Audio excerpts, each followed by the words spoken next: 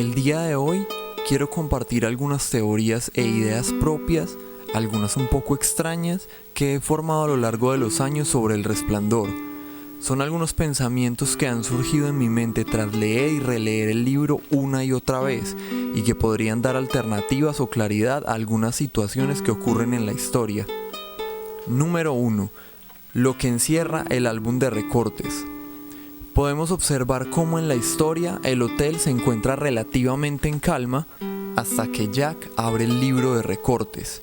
Hasta ese momento, Danny es el único capaz de captar leves detalles terroríficos en el hotel gracias a su resplandor, pero es tras abrir el álbum de recortes que las cosas comienzan un vertiginoso ascenso y que los mismos Jack y Wendy comienzan a percibir cosas extrañas que van escalando más y más mientras él se adentra en la lectura. También podemos observar cómo la personalidad de Jack se ve afectada por el álbum, comenzando a cambiar desde el primer momento en que lo lee, comportamientos de los cuales se podría culpar a su fascinación por la historia del hotel y a su obstinación por escribir un libro relacionado a esto, pero que se van volviendo cada vez más huraños y bizarros con relación al álbum, hasta encerrarse en el sótano dedicado a él, olvidándose de su familia y llegar al punto de amenazar a Oldman y no importarle su amistad con Al. Podemos ver que entre más Jack lee el libro, más extraños se vuelven sus comportamientos y más va perdiendo el control, lo cual me lleva a pensar que el álbum de recortes es más importante de lo que aparenta. ¿Y por qué no? Es este álbum el que encierra la historia más oscura del hotel. ¿Por qué no podría igualmente contener toda esa energía negativa encerrada en sus páginas?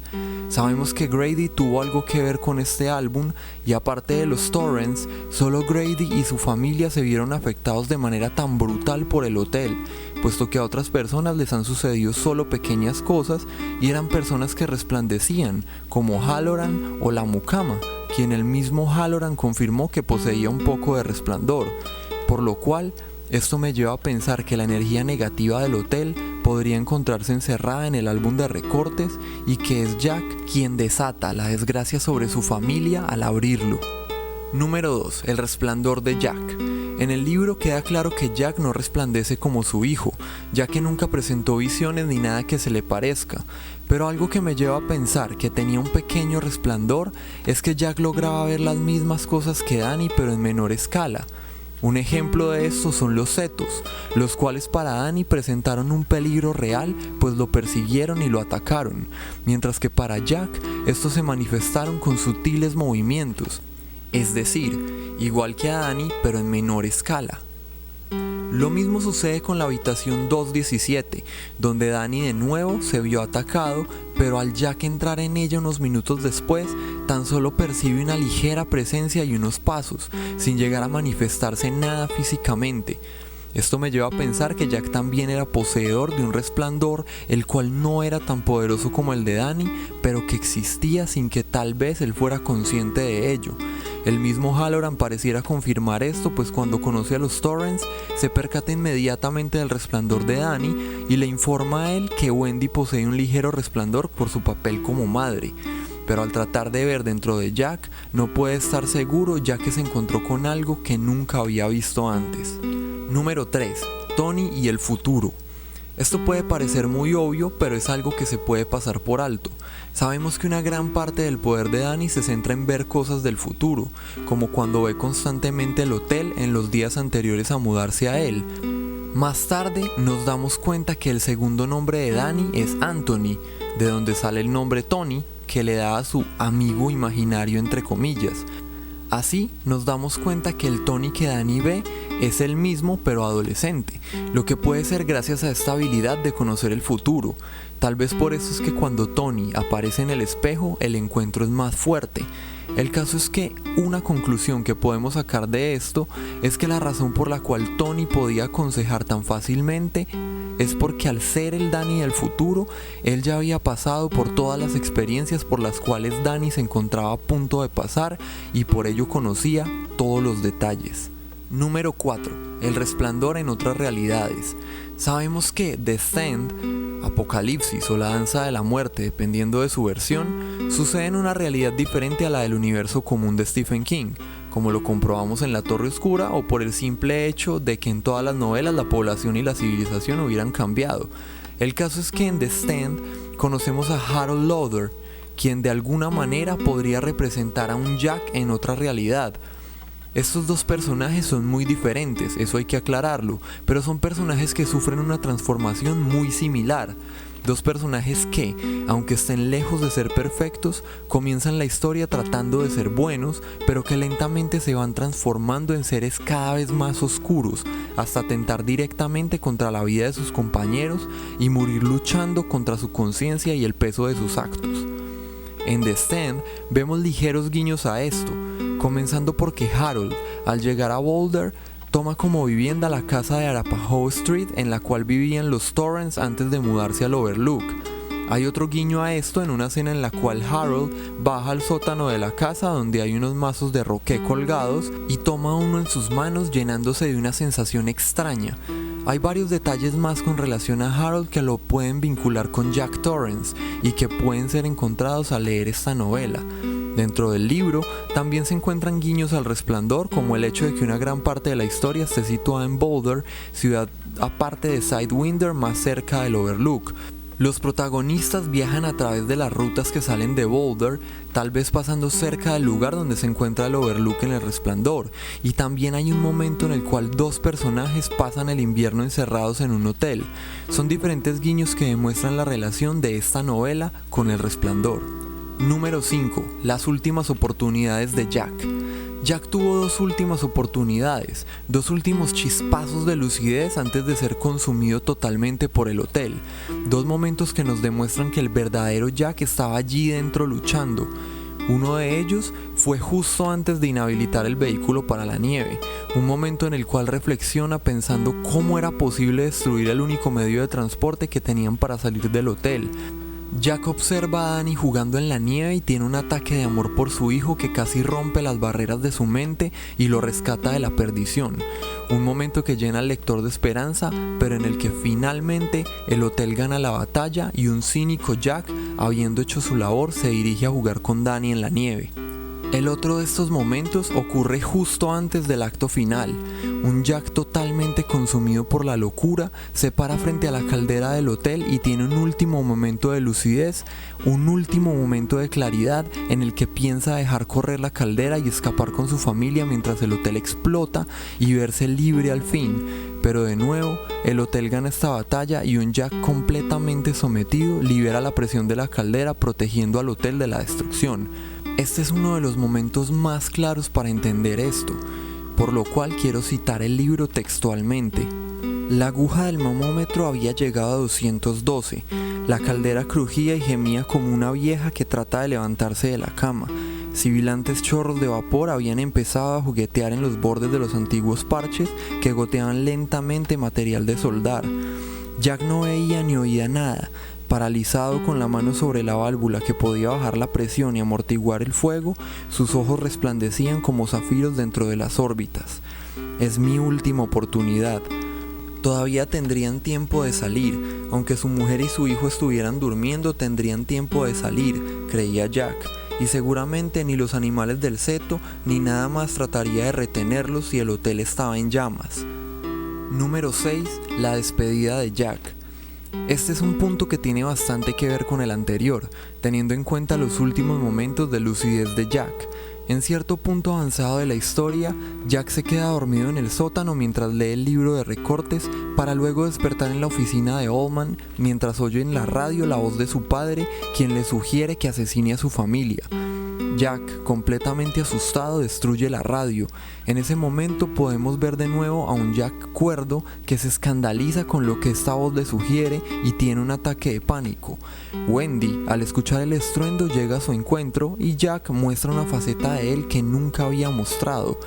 Llorando como un niño, se arroja a sus brazos y le cuenta sobre una pesadilla horrible de la que no quiere volver a saber nunca.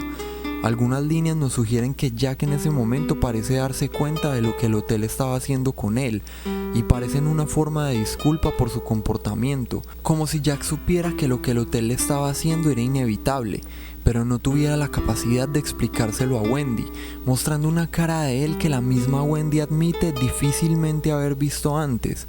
Es como si al mostrar esta debilidad, este desespero y desdicha, quisiera comunicarle tantas cosas a Wendy, pero tuviera poco tiempo y no tuviera la posibilidad, como un grito desesperado de ayuda hacia su esposa para que lo saque de la pesadilla en la que está viviendo. De nuevo, quisiera citar al libro para aclarar mejor este punto. Wendy balbuceó con inseguridad. Su perplejidad parecía ir en aumento y durante un momento Wendy vio el rostro auténtico, el que su marido ocultaba en general tan hábilmente. Un rostro desesperadamente desdichado, la cara de un animal caído en una trampa que excede su capacidad de comprensión y de la que no puede evadirse. Después los músculos empezaron a contraerse, a retorcerse bajo la piel, la boca se puso a temblar de una manera enfermiza, mientras la nuez se le sacudía convulsivamente. La propia alteración y sorpresa de Wendy quedaron dominadas por la impresión.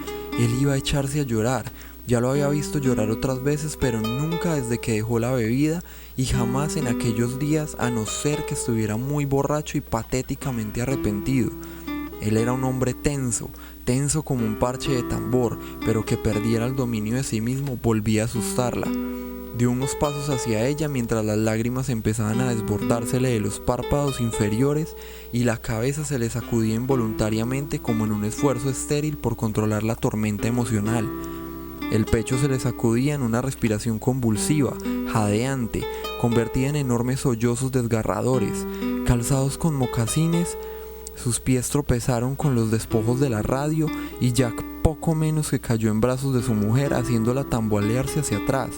Con su peso, al recibir en la cara el aliento de él, Wendy no sintió ni asomo de alcohol. Claro que no, si no había bebidas allí arriba. «¿Qué te pasa?», le preguntó sosteniéndolo lo mejor que podía. «Jack, ¿qué es lo que tienes?». Pero al principio él no podía hacer otra cosa que sollozar, aferrándose a ella hasta casi dejarla sin respiración, moviendo la cabeza sobre el hombro de Wendy en un gesto desvalido como si tratara de apartar algo. Los sollozos eran devastadores y todo el cuerpo se le estremecía bajo la camisa escocesa y los tejanos. «Jack, por favor, dime qué es lo que pasa».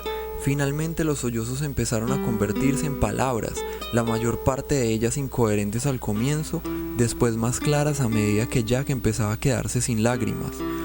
«Sueño, me imagino que fue un sueño, pero era tan real. Era mi madre que decía que papá iba a hablar por la radio y él me decía que no sé, pero me gritaba. Entonces rompí la radio para hacerlo callar, está muerto. No quiero ni siquiera soñar con él, está muerto. Wendy, jamás había tenido una pesadilla semejante, ni quiero volver a tenerla, qué espantoso». Número 7. Danny se estranguló a sí mismo. Como sabemos, tras su visita a la habitación 217 en la cual se vio atacado por la señora Macy, Danny aparece con unas magulladuras en su cuello como si hubiera sido estrangulado. Una de mis teorías en este caso es que Danny se estranguló a sí mismo. El fundamento de esto es que, según se nos presenta la información en la historia, los espectros y habitantes del Overlook no pueden dañar de forma física y directa a los seres humanos. Es por esto que necesitan a Jack para que haga el trabajo por ellos. En esto se fundamenta la trama del libro, así como lo hicieron con Delbert Grady para que también asesinara a su familia. Bajo esta regla, la señora Macy no pudo haber hecho daño a Danny directamente, ya que si lo pensamos bien, los habitantes del Overlook hubieran centrado una estrategia más sencilla para matar a Danny ellos mismos en lugar de centrarse en Jack. Por lo tanto, una de las explicaciones que puedo encontrar a esto es que de alguna manera hayan conseguido doblegar la mente de Danny y, así como lo hicieron con Jack, poseerlo por unos momentos y obligarlo a estrangularse a sí mismo en un intento por asesinarlo. Número 8. Fue Jack quien estranguló a Danny. Esta teoría se basa en los dos puntos anteriores y es otra explicación de cómo pudieron aparecer las marcas en el cuello de Danny. Sabemos que la pesadilla de Jack y la visita de Danny a la habitación 217 ocurren simultáneamente. También sabemos que Jack se movió en sueños, pues se quedó dormido en el sótano y se despertó en la primera planta en la oficina de Oldman. No podemos estar seguros de qué hizo el cuerpo de Jack caminando en sueños, tal vez dominado por el hotel. Danny roba las llaves, pues su padre ya se encuentra en el sótano, y cuando Jack despierta, Danny ya se encuentra herido, pues Wendy pasa a su lado al escuchar el escándalo de Jack destruyendo la radio. Entonces, si estos dos hechos ocurrieron en el mismo momento, ¿por qué no pudo ser Jack, o por lo menos su cuerpo, quien atacó a Danny? Tal vez era la propia señora Macy quien vestía el cuerpo de Jack y por esto Dan la vio a ella en lugar de a su padre. Número 9. Tony salvó a Wendy de la muerte. Esta teoría puede ser un poco extraña, pero si la pensamos bien tiene mucho sentido. Una de las primeras visiones que Tony le muestra a Danny antes de ir al hotel es la habitación en la cual los Torrance se hospedarían. En ella, Danny podía observar dicha habitación totalmente destruida y en el baño una tina en la cual había un cuerpo, pues sobresaliendo de ella se ve un brazo con una mano descolgada por la que bajan hilos de sangre. Hacia el final del libro, huyendo de Jack, Wendy consigue encerrarse en dicho baño y cuando Jack está a punto de entrar, escucha cómo Halloran llega al hotel y redirige su objetivo. Podemos intuir que la visión que Tony le mostró a Danny era la de su madre asesinada en la tina por Jack, visión que podía ser una realidad en el futuro al que Tony pertenecía y siendo este el destino final de Wendy. Tal vez por este motivo Tony advierte constantemente a Danny sobre el hotel y gracias a estas advertencias Danny decide por fin llamar a Halloran, quien al aparecer cambió para siempre el destino de Wendy, el cual era morir asesinada en la tina en su habitación del Overlook. Número 10. La muerte de Jack. Esta última teoría en realidad es muy simple y bastante clara, pero es algo que si no lo leemos con cuidado se nos puede pasar por alto.